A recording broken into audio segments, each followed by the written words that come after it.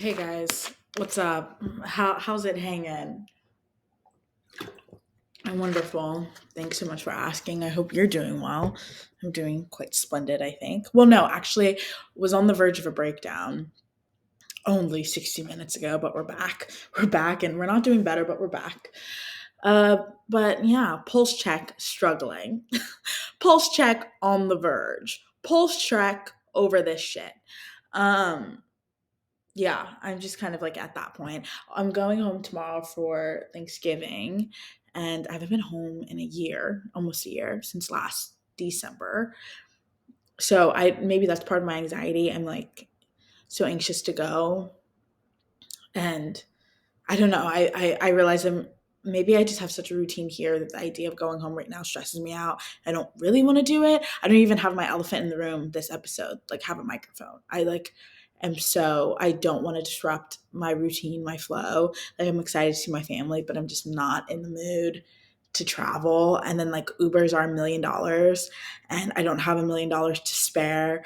So I think I have to bus tomorrow, but I hate busing for early in the morning flights. Like I'd rather Uber, but rent day is coming up, so therefore the funds aren't just not there right now to Uber. It would be smart and intellectual of me, so I'm not going to do it. Um, so I'm just anxious about having to take the bus because of where because of the route it has to take. So I'm like nervous of doing that so early in the morning because who's up as early as I have to get up? Because I'm leaving at 5. It's still dark out. It's still gloomy because of stupid daylight savings. I don't know why it exists, but that's neither here nor there. That was the last episode thing. I've moved on. But yeah, so I have to bus. And then I hate waking up early because will I actually wake up? I don't know. Only God knows. And here's to hoping I wake up. So then there's that stress of it. I haven't started packing and it's 10 p.m. So there's just a lot going on in my brain. I have the house to myself though, which is nice, so I can spiral in peace.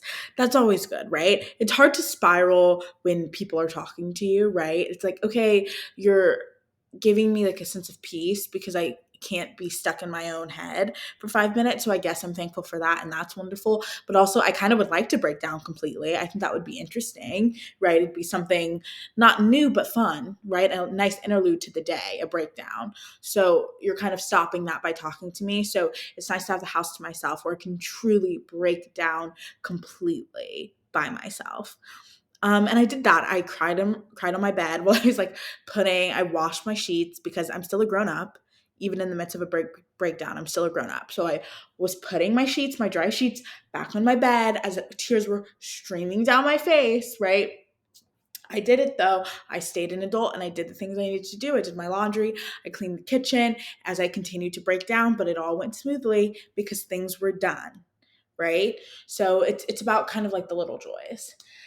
But yeah, I just get anxious traveling. I get anxious too about um I get anxious and I get passionate about the state of the world and how hard it is to be a young person now and to kind of start anything because you can't afford to do anything to start, whether that's your creative career, creative endeavors, whether that's I don't know, extracurricular activities outside of work.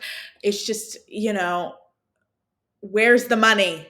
Where's the money? I need it. Give it to me now, right? And give it to my friends. Give it to my friends that are also working and that are also young people because none of us have as much money as we need and we deserve, right? Why why are we still paying people minimum wage while like the cost of living in New York City and across this country continues to rise? What's going on? Why isn't that matching up?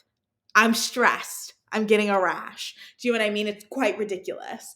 So that stresses me out because I think having money anxiety, which, okay, great, a privilege that never experienced that before growing up, but experiencing that as an adult puts me in a position sometimes where I like don't want to do anything because I get so anxious that I kind of just don't want to take a step. I don't want to move. And that upsets me because if I'm feeling that way, that means there's other people across this country, across this world, but like I'll speak in the context of this country and where I'm at in New York, where it makes other people feel like that. And how are we able to do the things that we're meant to do, whether it's creatively, like for me, but for anyone else, if you feel so burdened by just the cost of existing that you don't even want to take the step and create and take that leap and do things? And I was watching this interview with Shonda Rhimes, and she was talking about how it's so important to like go after your dreams in your 20s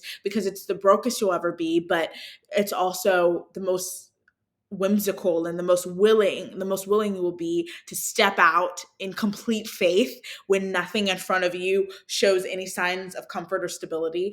You will still be more willing than in your 30s, 40s, and onward to go out and just try. And though I think that's so true even in the case of me, I get hives when it comes to like anything about money and knowing that I am not being compensated enough or appropriately to survive in the way, or not to survive, to live in the way that I would like to live. And many of my peers, like, it annoys me so bad, and it frustrates me and it overwhelms me, and like it puts me in a state of not knowing how to create, or even if I want to create, because I'm so bogged down by this thing over here in the corner. Do you know what I mean? That's kind of like a shadow over me at all times. Does that make sense? Am I making sense? I'm talking a mile a minute, so I don't know if any of things are like stringing into a complete thought, and if not, forgive me. But again, I just broke down for the last 2 hours, so I get a pass today. If this isn't my best episode, forgive me. I also have decided that I will start making podcast episodes only once a week, because I think doing it twice a week was just not really the vibe for me in this stage of life. But I am going to keep doing it once a week because this is so much fun and one of the highlights of my week.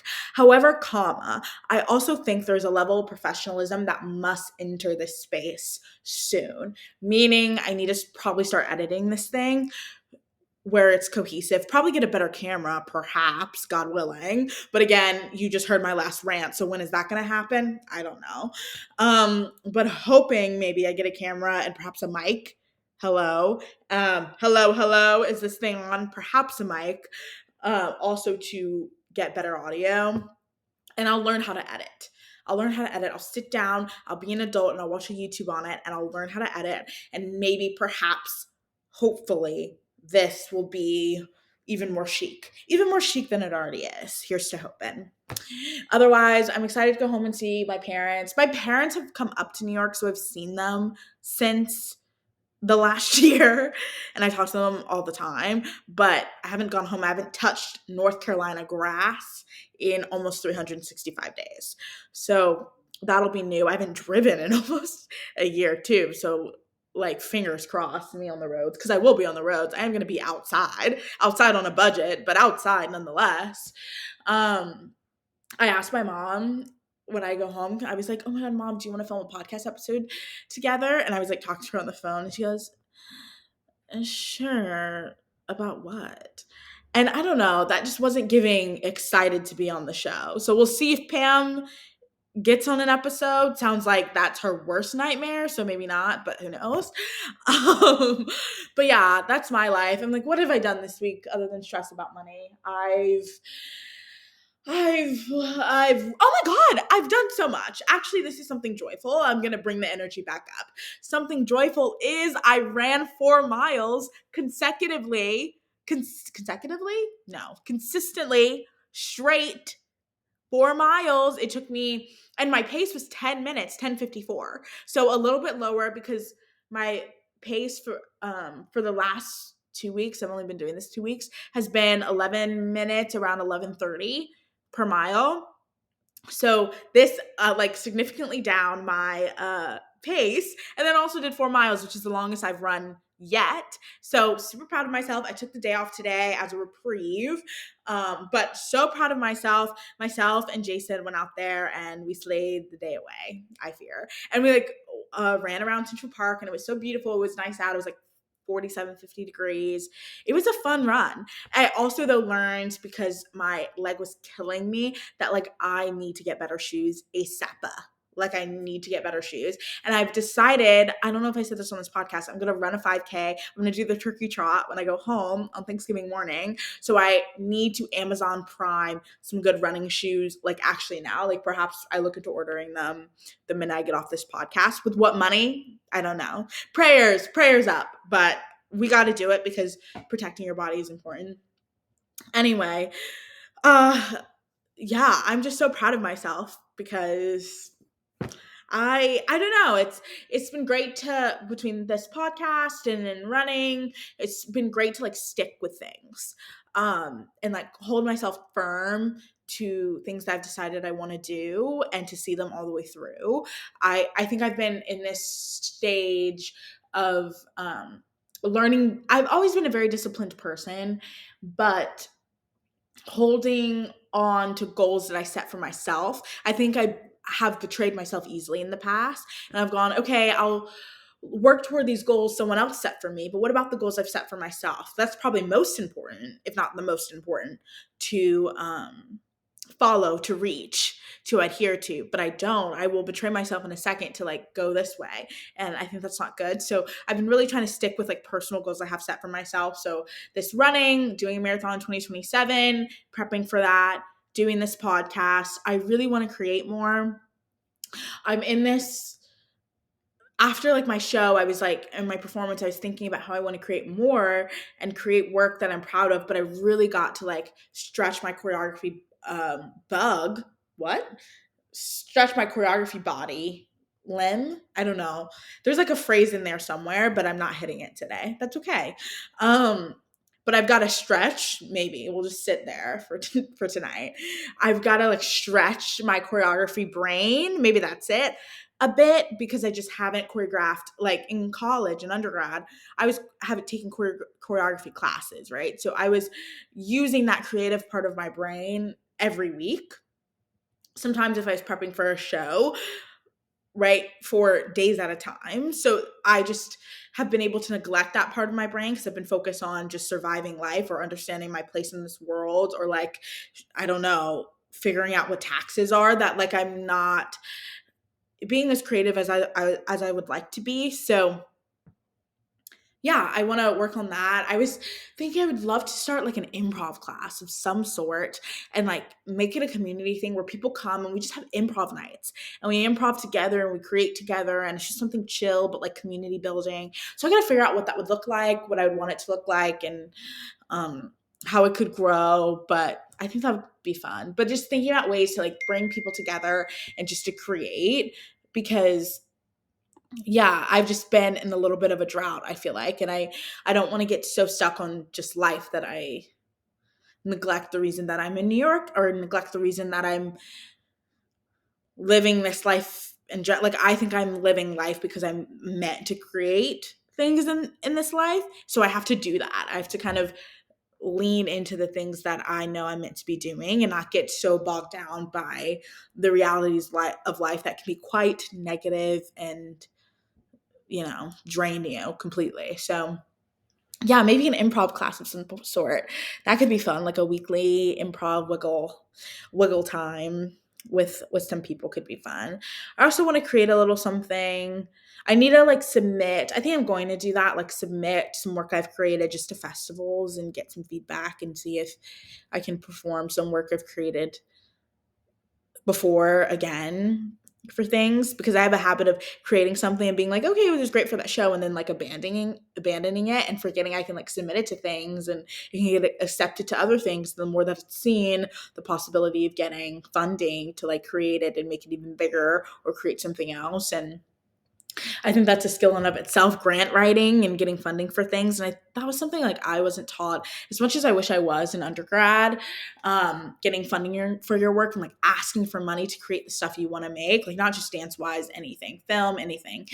And I remember I went to this symposium with Dance Lab New York in the summer and it was amazing. I highly recommend it. And one of the speakers spoke about from the Dance Data Project actually spoke about how there's so much money in the world and how, which there is, and this even goes back to what I was just talking about 10 minutes ago. You have to ask for it. You have to ask for money because it's out there, and anyone who tells you it's not out there is lying out of their butt, is lying out of their behind, because there's infinite money is a construct in and of itself. So it's infinite, right? So don't let anyone convince you that it's not, and that it's finite, and that you have to like live within, like, I don't know, the terrible, or not live within the terrible, but live within the confines of the limited amount of money that either you have access to, or only what you can see or have been able to perceive in your lifetime. Like, think bigger than that because it's out there.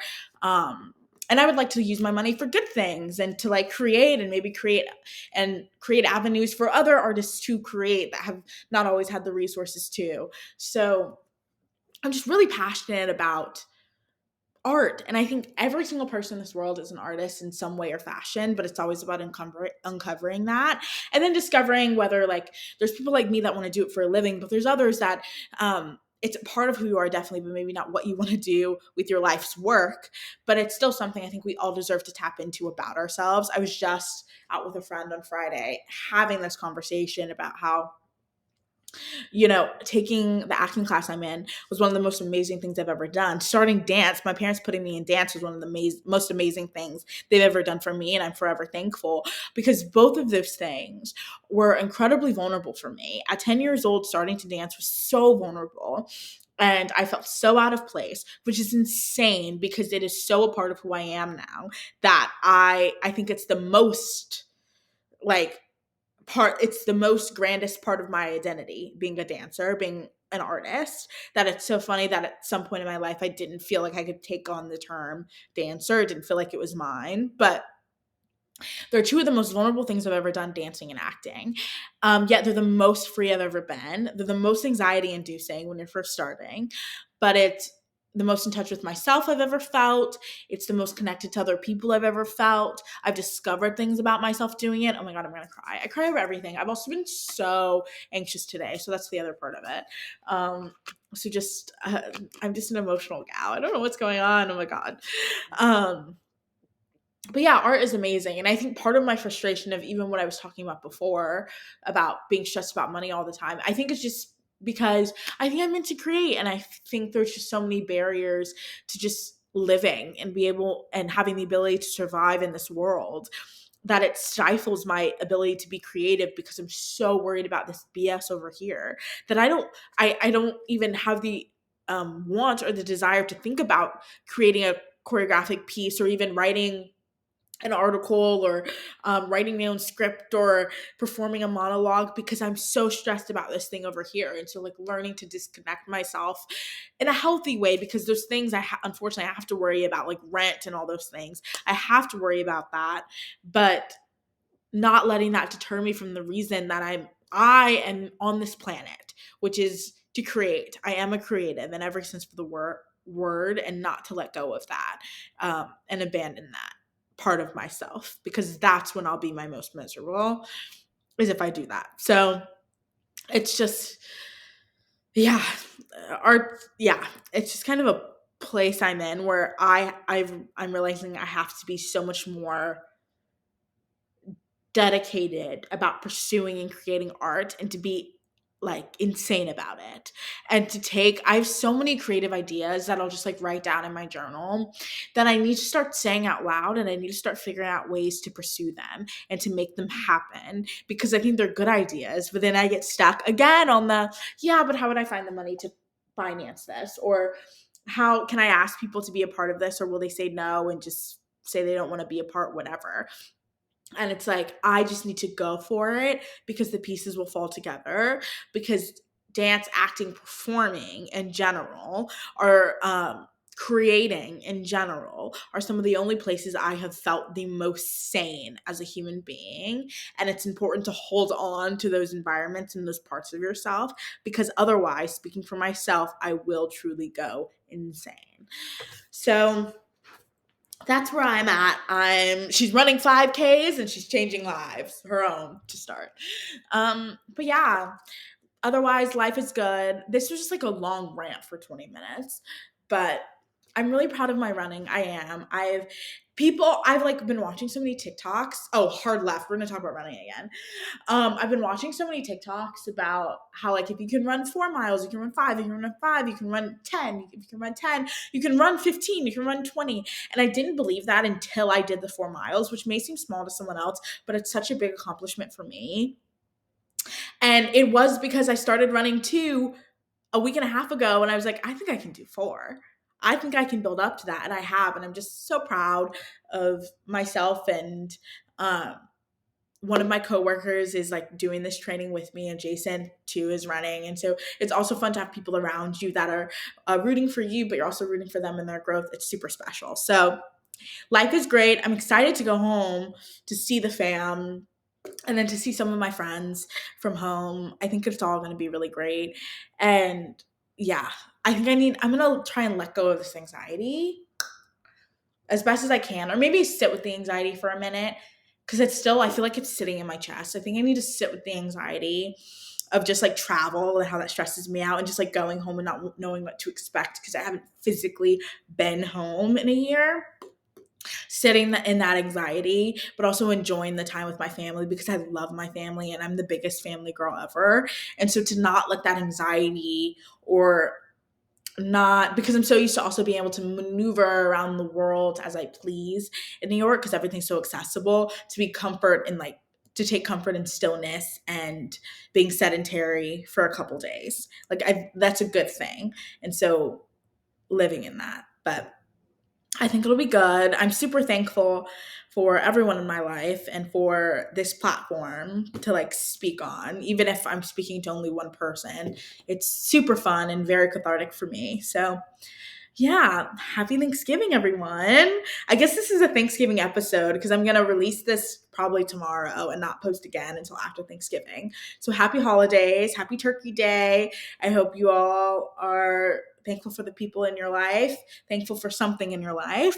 I'm very thankful for all of you, even if it's just one of you. So, yeah, thanks so much for always listening, and I'll see you later. Bye.